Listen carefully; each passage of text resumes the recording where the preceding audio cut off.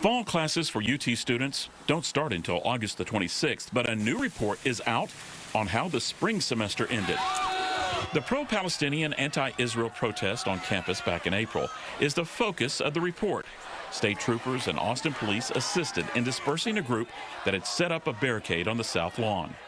The report, issued by a committee led by 7 UT faculty members, concluded university officials violated several of its own institutional rules regarding free speech. The committee claims students, faculty, staff, and members of the public had the right to gather and express views on any topic in the common outdoor areas of the UT campus with or without prior notification to the university. And the committee also stated the university administration did not do enough to seek a cooperative resolution before stopping the event or resorting to disciplinary charges or arrest as the institutional rules require. In May, a state Senate committee held a hearing on the protest at UT and other state campuses. UT Law School professor Stephen Collis testified about what free speech isn't. Physical harm to body or property, vandalism, including spray painting buildings, blocking roads, blocking access to buildings, barricading oneself into a building. None of those qualify as speech. Thursday, the South Lawn remained closed off to allow grass to grow back following the big SEC celebration in June.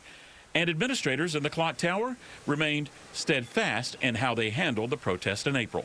The university's actions complied with our policies and the law, said UT spokesperson Mike Rosen in a statement sent to Fox 7. Authority to request help from DPS and APD was clarified this summer in a policy update by UT.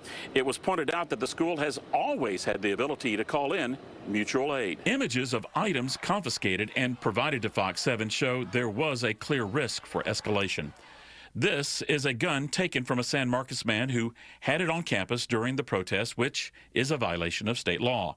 Rocks and bricks placed near the protest encampment were found. There were also mallets, tie-down screws, chains, and tent spikes. All of them could be used as weapons.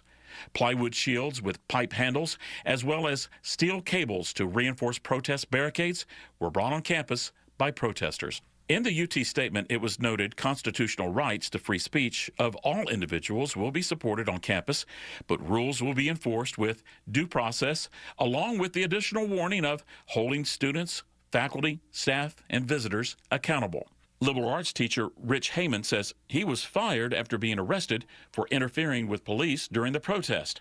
But Fox 7 was told that students who were arrested were not expelled.